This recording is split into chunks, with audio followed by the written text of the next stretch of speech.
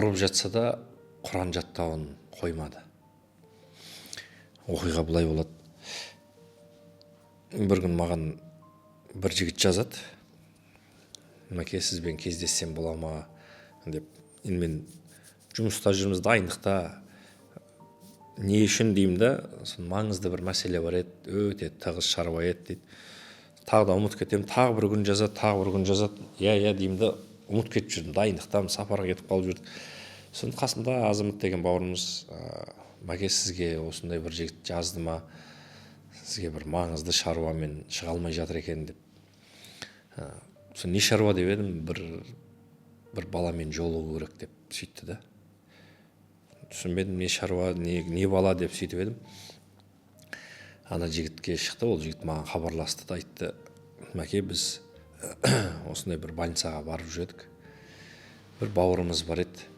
Сол бауырымыз сізді қатты көргісі келеді" деді. Мен жұмыстамын, енді бір босаған уақытта хабарласайық, барып қайтамын ғой дедім да, енді сапардың уақыттан келген кезде деп. Мәке, дұрыс жағынан түсініңізші, ол кішкене қатты ауырып жатқан еді. Соның бір арманы, мәкеңмен бір жолықсам деген өзінің арманы бар еді, соған бір себепкер болайықшы дегеніміз ғой деп жігіттер сөйтті. Сөйттім да, мен енді жарайды, барайық, қашан, қай уақытта дедім, сіздің уақытыңызға ыңғайлайық деп сөйтті. Жақсы дедім да, сөйтіп. Мынау Алматыда Розбакиевтің бойында, білесіздер, сондай больница бар, емхана. Өте ауыр хал үстінде жатқан кісілер жатады. Тіпті бір ақырғы демінде үйден шығарып, сол жерге барып, бір ақырғы демінде күтетін сондай бір больница екен. Менде өзім шыны керек бірінші рет бардым. Барсам, және дәрігерлер күтіп алды. "Ой, қалайсыз, маска киіп алыңыз" деп бәрін не қылды. Сонымен өзі дәлізінің өзі атмосферасы өте ауыр ғой. Ең соңғы палатада жатыр екен.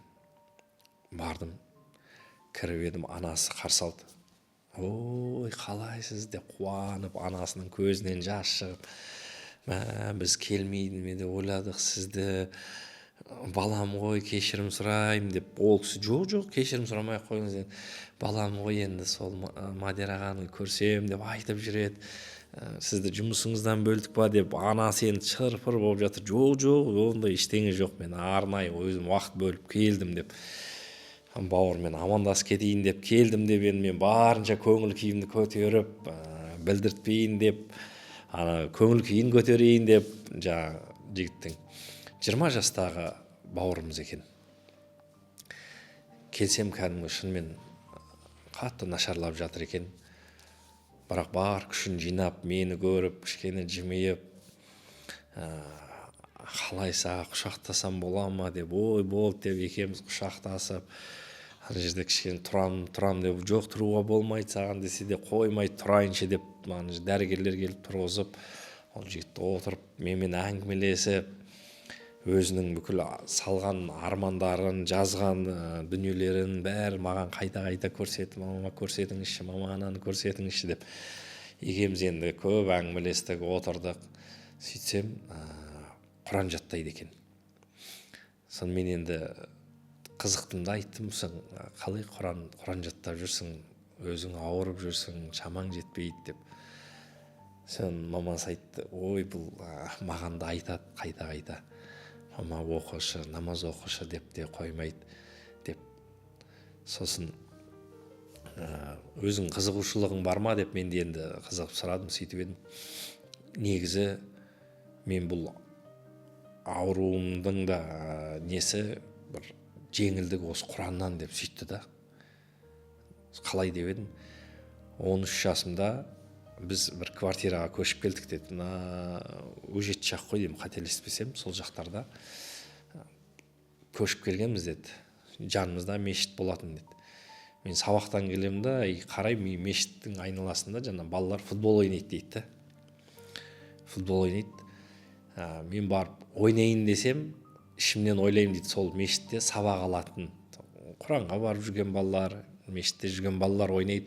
Мен ол мешітке бармаймын ғой, қалай футбол ойнаймын оларға кіріп, бірақ футболға қатты қызықтым дейді да.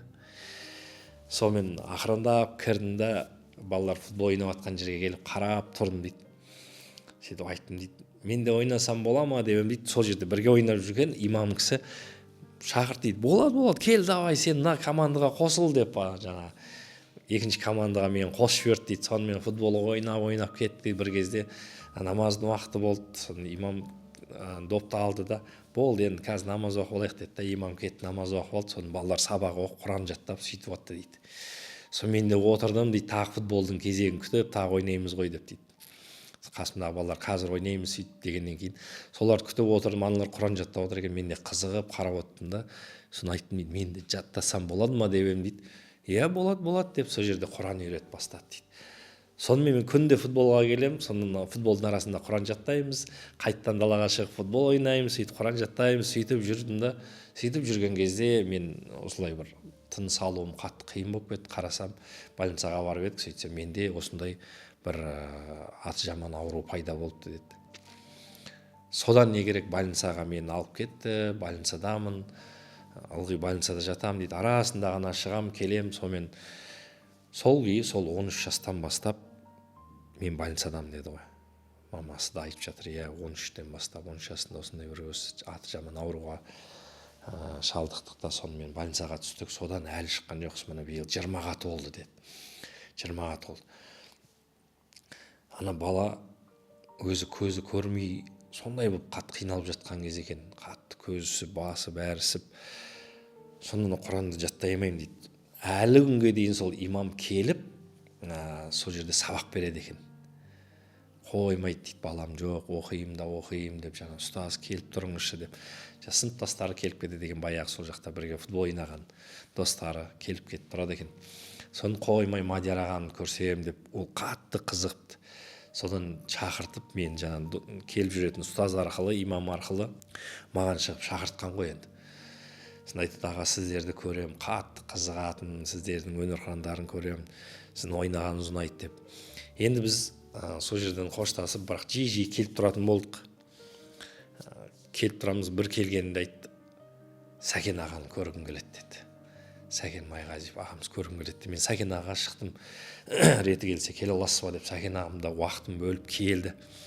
Келіп бүкіл дәрігерлермен суретке түсіп жатыр ана жерде. Бәрі, ой, Сәкен аға келді, Сәкен келді деп бәрі түсіп алайық. Келесі бөлмедегі науқастар бәрі келіп түсіп жатыр. Сонда жаңағы бауырымыз айтады ғой, өзі төсекте жатыр, Сәкен аға қарап жатыр да. Сәкен аға, сіз қанша сауап алып жатсыз ғой дейді. Қанша адамның көңілін көтеріп, мына жерге келіп, ауырып жатқан, қиналып жатқан адамдармен суретке түсіп, әңгімеңізді айтып, бәрінің көңілін көтеріп жатсыз ғой. Біздің қанша болды көңіліміз көтерілмегенде. Сіз қандай сауап алып жатсыз деп. Сөйтіп керісінше Сәкен ағаға шабыт беріп жатыр ғой. Сәкен аға ана жерде ыңғайсызданып жүр ғой енді. Мен сіздерді ыңғайсыз болып қалды ау, сіздердің жұмыстарыңыздан тоқтатып мен деп сөйтіп жатса, жоқ. Сәкен аға, сіз керісінше қанша адамға көңіл күй сыйлап жатсыз.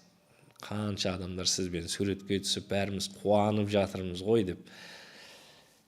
Сөйтті да, мен Сәкен ағаны шығарып салып болғаннан кейін Сәкен аға өзінің сыйлықтарын алып келіп, әңгімесін айтып, біраз адамның шынымен де көңілін көтеріп кетті. Ана жерде атмосфера басқа болып кетеді келген кезде, шынымен бәрі қуанып. Соны мамасы шықты да айтты, мен қатты қорқамын деді, баламның осындай ешкіміміз жоқ деді. Әкесі бізді кішкентай кезінде тастап кеткен, әпкесі ғана бар. Үшеуміз ақпыз деді. Не үйіміз жоқ, басымызда баспанамыз жоқ. Өмір бойы біз міне 7 жыл болды деді почти. Балам ес білгелі осы больницада деді ғой. Өмірдің бәрі осы больницада өтіп жатыр. Біз бұлай үйге анда-санда бір жылына бір рет бір шығамыз деді ғой, баламызды алып бір. Ито баламның шамасы жетсе ғана бір квартира жалдап кішкене шығып келіп 1-2 күн болып қайттан келіп осылай қайттан больницада өткіземіз деп. соның арасында тағы да бір апай келіп кетті. Ішке кіріп қуанып, ой балам қалайсың деп қуанып сыртқа шығып жылайды. Ішке кіріп көзін жасын сүртеді да қайттан жаңа бауырымызға кіріп, қалайсың, шай іш давай, мен шай алып келдім, сенің досың жақсы көретін еді ғой деп сөйтсе, ана апай айтып жатыр, халін сұрап келген апай, осы баламен менің балам бірге жатты дейді. Ол да осындай кішкентай 20 жасар ұлым. Осы екеуі бірге жатты, Қызылорданың кісісі екен. Сонымен біз осы жақында шығып кеттік дейді. Біз шығып кетіп, елге барып, мен балам қайтты дейді, қайтыс болды дейді. Сол баламды қатты сағынғанда келіп кетем дейді. Осы балама дейді. Өзім баламдай болып қалды. Келіп, ол кісі де 7 жылдай больницада баласымен жатқан екен. Сон келіп, осын көріп, баламды көргендей болып, қуанып, тәттімді алып келіп кетем дейді.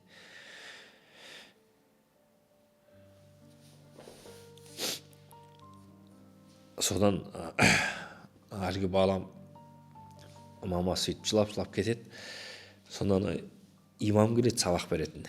Ұстаз келеді да, ана бауырымыздың шамасы жетпейді. Жатады. Ана кісі келіп, Құран үйретеді әлі. Тоқтатпапты, сол футбол ойнап Құран оқып бастағаннан Құранды тоқтатпаған ғой. Соның көзім көрмей қалды дейді. Көзім көрмей қалды да, енді жана имамға айтып жатырмын дейді. Маған қабырғаға үлкен қылып жазып берші. Мен ана үлкен әріптерді ғана көрем, былай көрмеймін. Сөйтіп жазып берші, мен қарап жаттаймын деп, жана кітапшасына қарап көз көрмегеннен кейін айтады екен ана. Болды деп ол кетеді, жазып береміз деп ана үлкен әріптермен үйретіп жүр. Стенаға жазып беремін, қабырғаға жазып қойып үйретемін деп.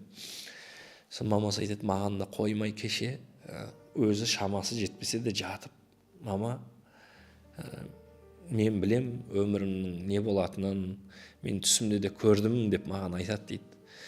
Мен осылай пайғамбарды көрдім түсімде деп сөйтіп айтады дейді. Мені қорқытады естіп дейді. Осындай қорқынышты әңгімелермен, мама, мен білем өмірімнің қалай болатынын. Сен менің бір арманым, мама, сен намаз оқыш деп айтады дейді. Сен тапсыратын ешкім жоқ, мама, деп.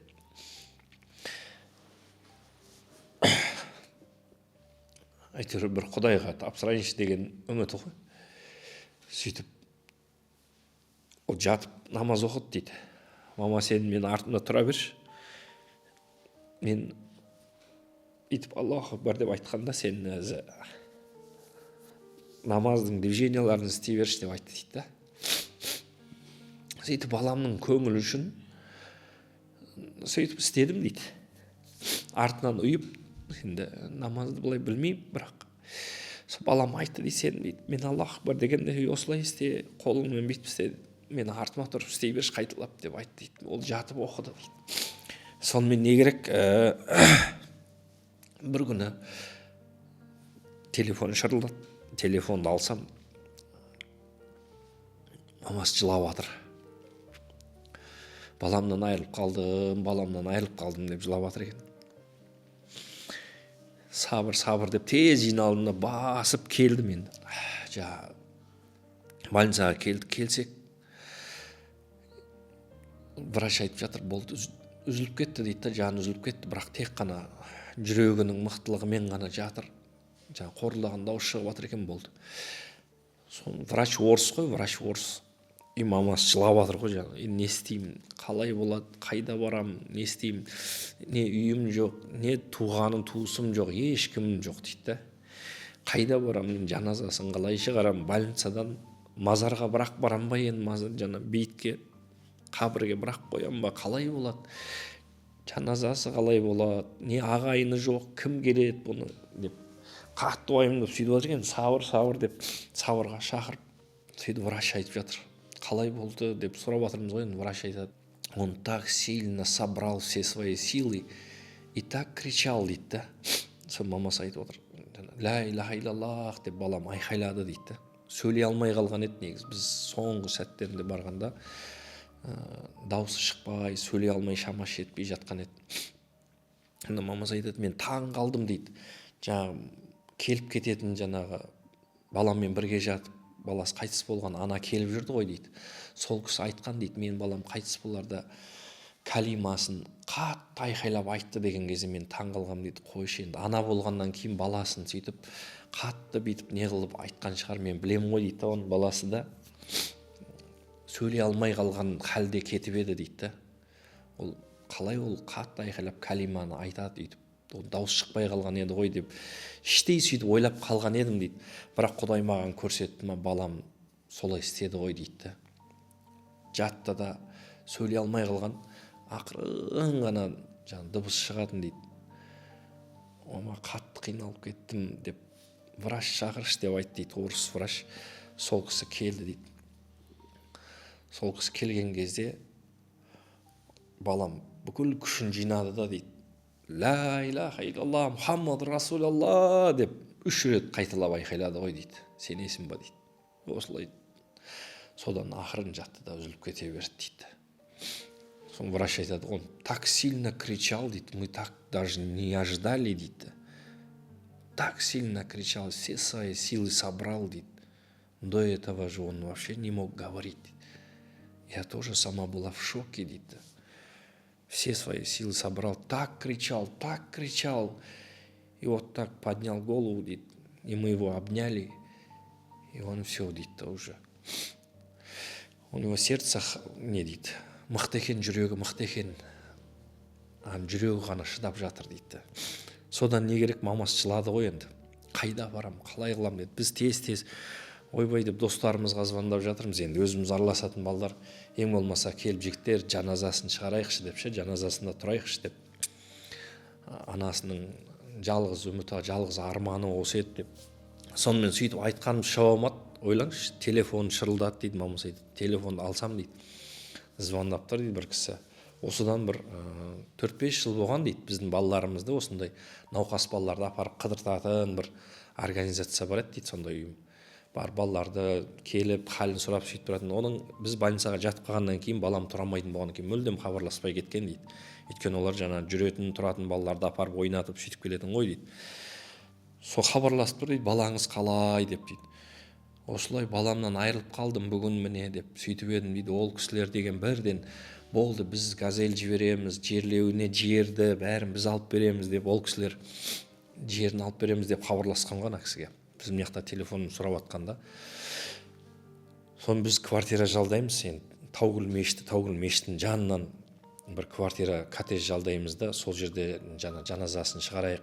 Егер реті келсе мешітке апарамыз, жаназасын шығарып, сол жерде жуындырып, шайындырып, келетін кісілер болса, жаңа кластастары араласқан, жаңа достары біреулер болатын, сол жерге келсін деп, үлкен мешітке қарамағыз коттедж жалдаймыз да, сол жерден барып жуындырып, кебіндеп, ұстаз келеді, имамдар келеді, соның кластастары келді, бірге жаңа футбол ойнаған мешіттегі, соларға хабар бердік іздеп тауып, олар келді. Соны алып, арулап алып шығамыз да, мешіттен жаназасын шығарамыз деп, мешітке апарамыз ғой, жолдың арғы бетінде мешіт, табытқа салып көтеріп, мешітке барайық десек, жолдың барлығы жабық қой, пробка, машиналар. Адам деген бұлай мешіттің айналасы, мешітке қарай барайық десек, адамдар тола. Ақырындап өтеміз, өткізіп жіберіңіз, мешітке кірсек, мешіттің алды лық толы. Жандосованың бойы, ойлаңызшы, машиналар жаңағы тұрамайды да, пробка болып тұр ғой енді. Ортасында адам көп. Мешіттің айналасы, сырты, бүткіл имамдар, мешіттер сол кезде болған кісілердің бәрі біледі. Өнер адамдары бар, бәрі. Жаңа біз достарымызға жібергенбіз, кім бар қол бос келіңдерші, жаназаға қатысып кетіңдерші дегенбіз ғой, сол тарап кеткен. Енді Құдайдың құдіреті ғой, келсек мешіттің айналасында орын жоқ, трассаның бәрі Жандосуан жарысына дейін адам толып қалған, кілең имамдар бар, бүкіл кісілер бәрі. Соның жаназасын шығарған кезде енді бұлай төбемен өткіздік қой, жүре алмадық. Төбеден бұлай қолмен табытты өткізіп жүре алмай, адамның көптігінен, трассаның бәрі пробка. Бейіттің басына келген кезде қабірді қазып жатқан екі жігіт әлі ішін тазалап жатыр екен қабірді. Оларға жаңа хабар беріп, звондап, қаза беріңдерші деген екен. Соны біз келдік та, мен айтамын, ассалаумағалейкум аға, мен ішін көрейінші деймін ғой. Сендер кімдерсіңдер дейді, жаңа қайтыс болған бауырымыздың ағаларымыз ғой деп сөйтіп. Көріңдер, тексеріп алыңдар деп, жаңа қабірді бұл кісі деп шыққан кезде көреді ғой. Анау таудың басынан төгіліп келе жатқан халықты көрген кезде, қара суықтың кезі, анау тау бүйтіп қалың жаңа адамдарға қаптап төмен түсіп келе жатыр ғой, жамағат қой. Жаназасына келген кісілер, жерлеуге келе жатқан кісіні көргенде анау қабір қазған кісі шошып кеткен ғой. Бізге жетім бала деп айтып еді ғой, жетім бала деп еді ғой. Сендер қателесіп қалған жоқсыңдар ма? Бұл пәленше ма? Басқа емес па деп сөйтіп. Жоқ, осы бауырымыздың несі ғой, жаназасы болды ғой деп. Ана кісілердің көз бақырайып кеткен, бізге жетім бала ешкімі жоқ деп айтып еді ғой, біз қазып өзіміз жерлей саламыз деп ойлағанбыз деп. Жоқ, мен тексеріп берейін деп жаңа астына түсіп қабірін тексеріп, сол жерде жаңа жаназада аманатын кім арқалайды деп, қарыз құрыз болса деп, сол жерде балалар шығып әйтеуір біз жауаптымыз деп жауапкершілікке алып ағасы болып сол жерде жерледік. Шыққаннан кейін анасы жылайды, ой, Құдайдың құдіреті, мен бұлай болады деп ойлаған жоқ едім. Ешкімі жоқ, не әкесі, не туғаны, туысы жоқ. Қалай баламды осылай алақанмен апарып өзім жерлеймін деп жүредім. Құдайдың құдіреті, Құдай көрсетіп қойды ғой. Бәлкім білмеймін, баламның осы жаттаған Құраны шығар, бұның қадірін осындай қылып көтеріп қойған, қандай қадір болды деп анасы деген қатты жылады да. Баламның қадірін Құдай қалай көтеріп қойды деп. Сондай бір ғибрат болды ол оқиға бар ғой. Осындай бір ғибрат болды. Алланың берген сондай құлы, Құранға деген құрметі шығар.